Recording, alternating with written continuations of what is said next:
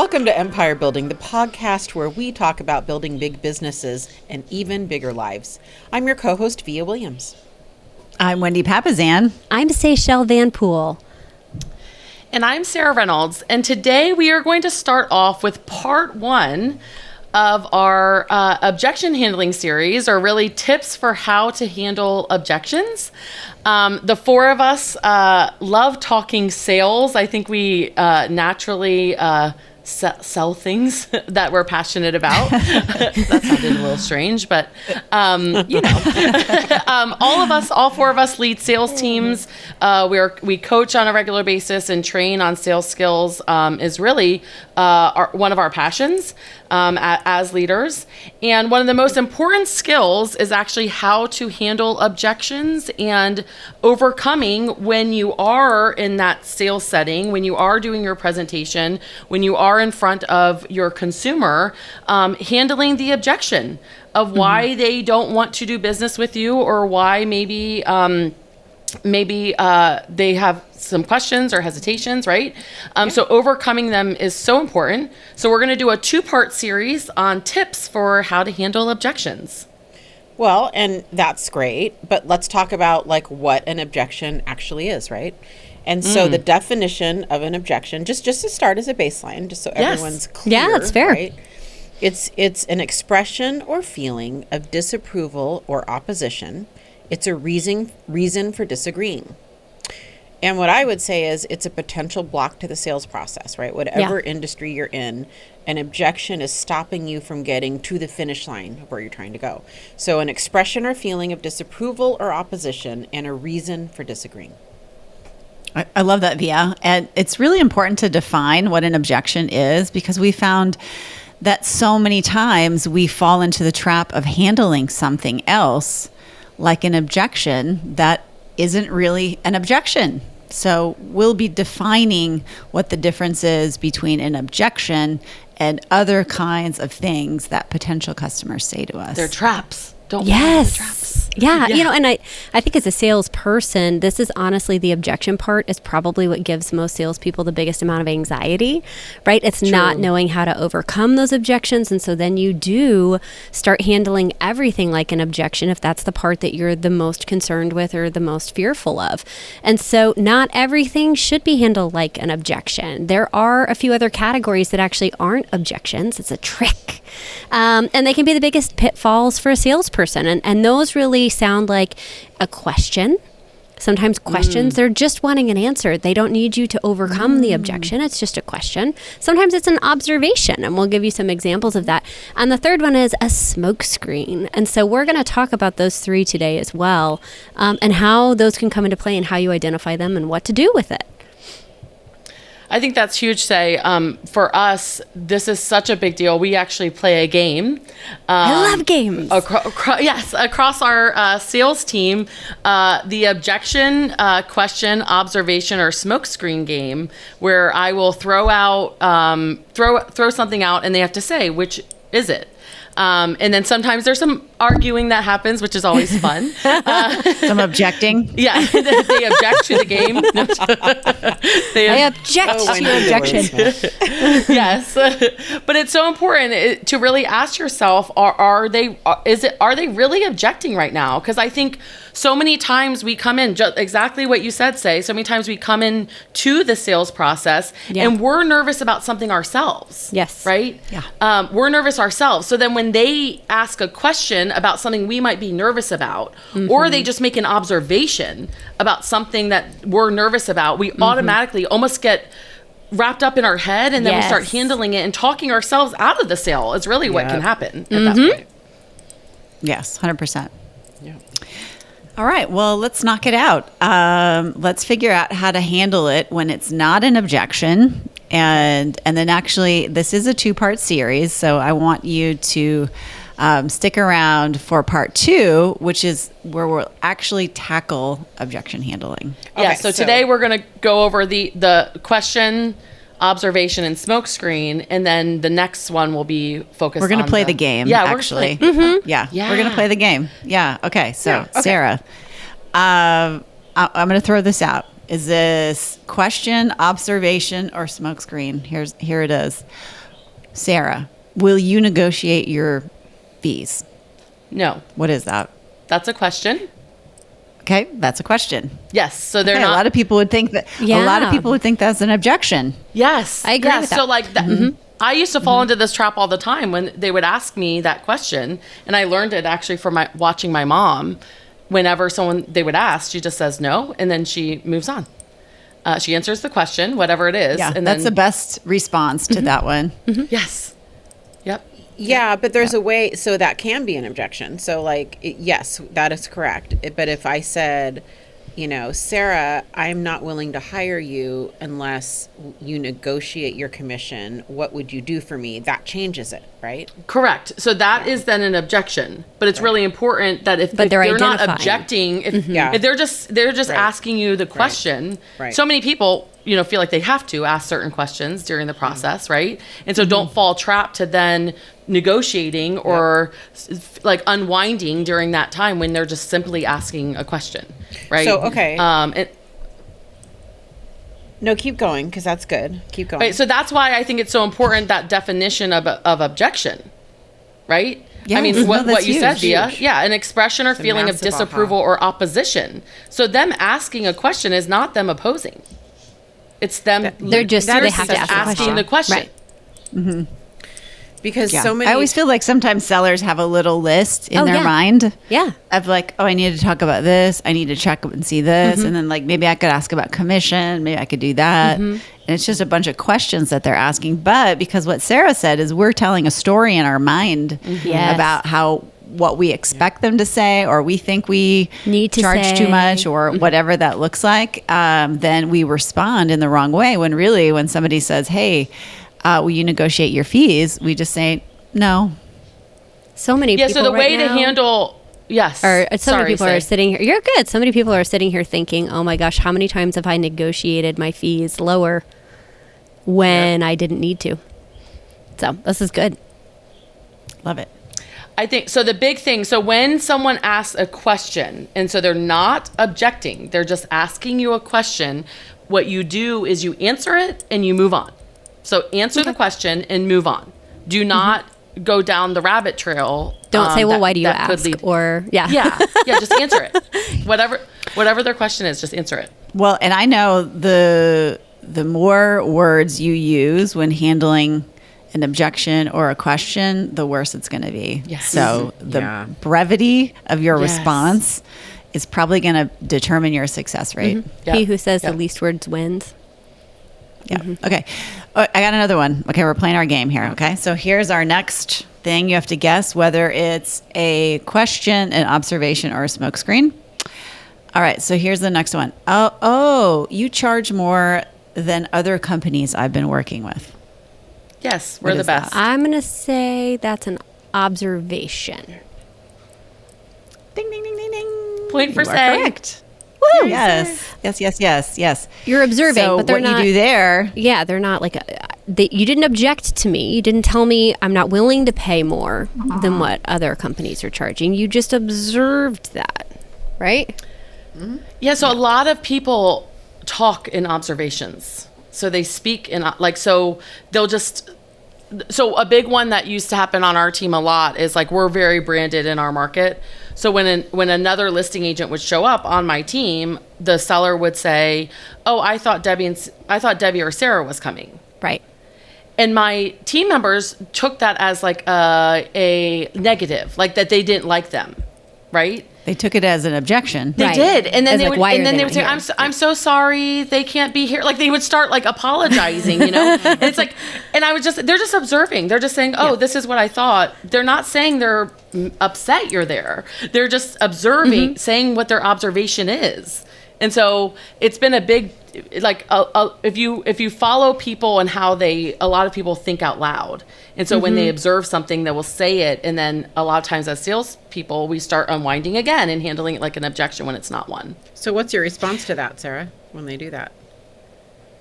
I They say, agree "I thought with their Debbie and- observation. I thought Debbie and Sarah were coming. No, I'm here. It's so nice to meet you. Perfect. Yeah. Yeah. Yep. Never apologize. Yeah. Well, I always tell them to never apologize on that. Yeah, But that's great. I like that. That's awesome. All right. So we got our third question. Is it a question, observation, or smokescreen? This might be where someone says, okay, I understand what you charge, but I just want to think about it a little bit.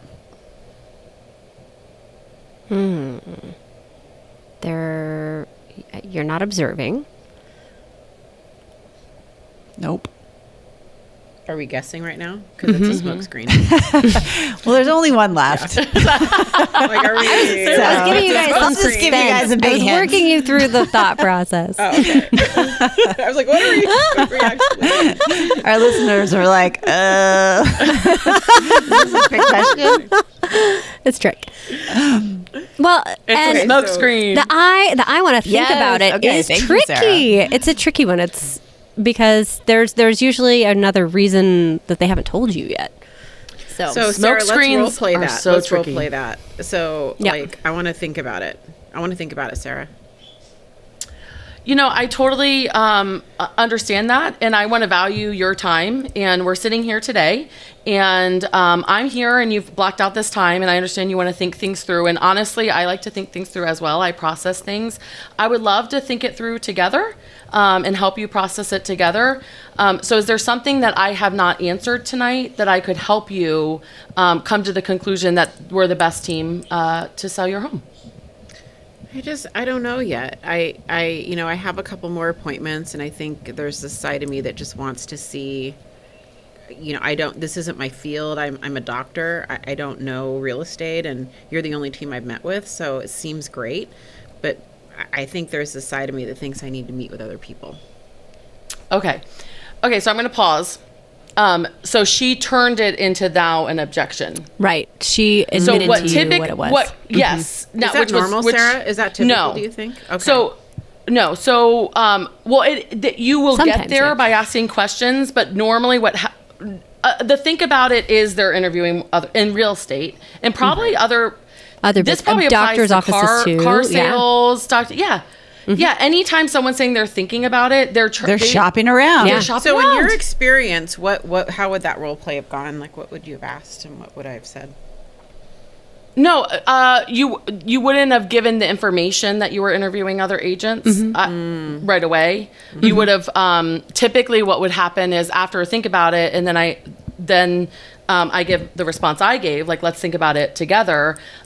Typically they're going to say something.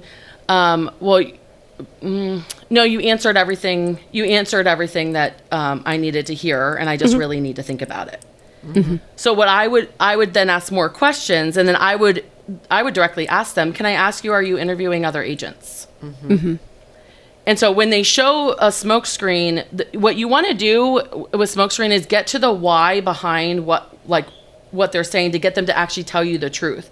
Sometimes that takes 3, 4, 5 different questions to even get them to the point of being able to actually tell you the truth, because you can't then handle it. Right? Until they say that. So the smoke screen will lead to an objection typically, but what you don't want to do is start automatically handling it without first finding out what it is. What is the actual objection in that moment? We just did that in the car buying process this fall, where when we talked to dealers, I would say, based on our conversation, I think I'm just going to keep our car and we'll look at selling it down the road. But really, it was their pricing was off. Oh no, we absolutely bought a car less than a month ago. But Yeah. it was that they were either there wasn't the chemistry there, and I felt like they were being a sleazy salesperson, or the fees weren't right, or they were trying to throw in all this junk fee stuff, or I mean, there was absolutely a reason why we were not purchasing with them. It just to get out of the conversation quicker. It was we're just going to keep it and move on. Yep. The number one thing humans do is run from conflict. So if they feel that it is a potential conflict, which is telling you something that you don't want to hear, Right. they just won't tell you. So they'll lie. They'll try to preserve your They're feelings. lying, which is a smokescreen. Yes, they'll try to preserve your feelings. That's just normal human behavior, is to try to prevent. I mean, that's why we found out. I didn't truly know how to coach my people until I started talking to sellers directly on what they really thought of the appointment. So I used to do conversion calls. And so if one of my agents came back and didn't get the listing, and I know we're talking a lot about real estate right now, but this applies across the board to all sales industries. But if they came back and didn't get the listing, I would call the seller and find out why. And that is when I started getting to the truth of why they weren't hiring that particular agent. And then I was able to coach and help them. But so many times people go to think about it, or your fee's too high, when really it wasn't that at all. It was something else. There was an absence of value or something else. Yep. Yeah, I love that. Well, super valuable. I love that you guys play that game on your team, and for sure I'm going to start doing that on our team. I guess just to pivot a little bit here, since this is so important, understanding objections and being able to handle them is probably one of the most important things in sales. I'm just curious, how do you guys practice, scripts and role play on your team? How do you do it, Seychelle? We do twice a week for an hour all together, and we typically will have like a topic that we'll bring to the table or scripts that we'll send out ahead of time, and then the last 15 minutes is usually objection handling. And typically what we'll do is we do it where the same objection can't be given out twice, right? And so one person has to start with an objection, somebody else has to overcome the objection and then ask a question to somebody else. But so that's how we do it. It's the last 15 minutes of each of our script practices. And we used to do short script practices, like 15 minutes at a time. But lately, because our market's all been changing so much, we're doing deeper dives into specific topics, psychology behind it. And then we actually do it with clients and we come back and objection handle. How do y'all do it? Love that. Yeah. How do y'all do it, Wendy? We do something similar.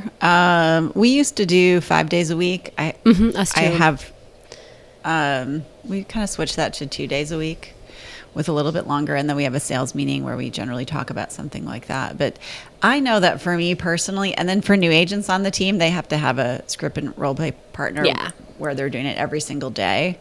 I don't have a huge sales team, and my top 2 agents have been with me 5 years, and they need to script and role play too, but maybe not 5 days a week. But I know for me personally that scripts and role play was the number one thing that caused my success at the beginning, because it gives you confidence in the moment. Yes, that's right.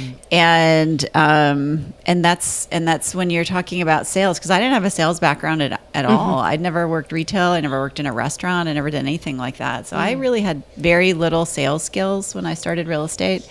And so for me, that was a pretty big deficit. So if you guys are thinking about how you can improve, no matter what business you're in, if you're a salesperson, 15, 20 minutes a day with a role play partner, somebody who's going to show up, not chit chat.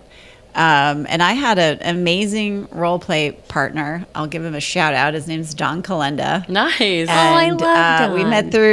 We met through Bold, and we did it for years. I'd be driving my kids to school or whatever it was, and he'd call me up, ring, and we would do whatever objection handling we had to do. And honestly, that small domino was a huge part of my success. I first learned how to handle objections actually at New York & Company, the store. I worked in retail, and they put me at the cash register, and my manager said, "We want you to sell the credit card." I'm like, okay. So she gave me a sheet, and it had the 4 things that people say when you say, "Hey, you can save 15% off if you sign up for the credit card today." There's 4 things. It's never different than the 4. Although someone did stump me recently and gave me like a 5th, and I was like, "Oh, that wasn't on the chart." But they had one simple, and so I read it and I memorized the handlers. They also had it on the back of before you go out onto the floor, like from the break room, they had it on the back on the poster board, the 4 most common objections, and then the script right beside it. And so I would read that every day, and then I of course would win every day on who got the most people to open up credit cards. So there's people in debt right now, probably from my bad bad things. From your competitiveness. That's okay. Yeah. You've done a lot of good in the world since then. You didn't know. You didn't know. So I think what's interesting about this and what's been my theory for a long time, and I fall into the category of I am a natural born salesperson. And so my trap I fall into is I often don't know what I do. And so it's hard for me to like I'm like, oh, I do this naturally. It would have been hard. I don't know that I could have written this, Sarah, right? But I probably do it, you know. And I think what's interesting, I have a different type of a sales force. I don't lead real estate agents anymore per se, right? I lead recruiters. And I think what's interesting and what I tell them a lot is that the reason a prospect will succumb to your conversion, so to speak, you can close them. You think it's because of your powers of influence. Often it's yours to lose. Often they like you already. They want you to win, and they see you working hard at a script or an objection handler. You can't presume to know why they're going to say yes. And it doesn't have to be the best script. It doesn't have to be delivered in the best way possible. If someone sees you're trying, you're diligent, Sarah, as a 16, 17, 18-year-old, that you were memorizing scripts for objection handlers, so many moms were just signing up for you, bless your heart. You know, it didn't matter if your powers of influence back then in high school or whenever you worked there were right, you know, were like the best in the store. And so we just have to follow the scripts and trust the systems that we're adhering to, I think, and practice them the best we can. Yeah, this is so true. And that's why sales can be so powerful is you don't need to be the smartest person in the room. You don't need to be the most hardworking person in the room. You don't need to be any person in the room. But if you do a few things, which is like mastering scripts and dialogue and waking up every day and looking for prospects, we all know people like this who they're maybe not even natural salespeople, or they're weird, or they're awkward, or whatever. But because they do these two things, they've mastered objection handling, and they get up and they prospect and look for business every day. They have success beyond their wildest dreams. And so, for all of you that are salespeople listening, that's really it. Yeah. The key. Yep. And I mean, to plug, which goes right along with a lot of what we're talking about, is our follow-up episode where we talked about the importance of follow-up. And we talked on there about how it's not. Follow-up is not a smart thing. It's just, as long as you consistently are following up with your prospects, typically that will lead to you helping and serving more people. So. So true. And, you know, what we're hearing both in what Wendy said and from our follow-up episode is putting a simple system in place in order to make that happen is so powerful, and trusting the process and doing it consistently every single day. And if you can do that consistently with practicing your scripts, getting out there looking for prospects, and consistently following up, everything else will become easier or unnecessary. Yeah. I love that say. And I think it's so important to make it as simple as possible.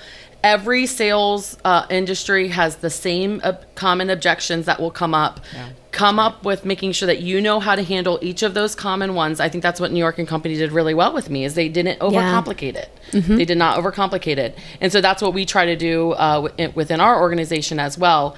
But just be very careful as we wrap up this so powerful episode on how you serve more people, how you build an empire is by overcoming objections, but do not fall into the trap of handling questions, observations, or smokescreen like an objection, because you literally will talk yourself out of helping them. That's what ends up happening. So the first thing you need to ask yourself is this a question, or are they just observing, or is there something more that I need to dig in deeper to find out what the real issue is here? And that's the smokescreen. So thank you guys for joining us, and make sure to listen to our next episode where we will dive in deeper on how to handle objections. And just remember, as always, get out there, build a big empire, but do not forget to build an even bigger life. Bye, guys. Bye, guys.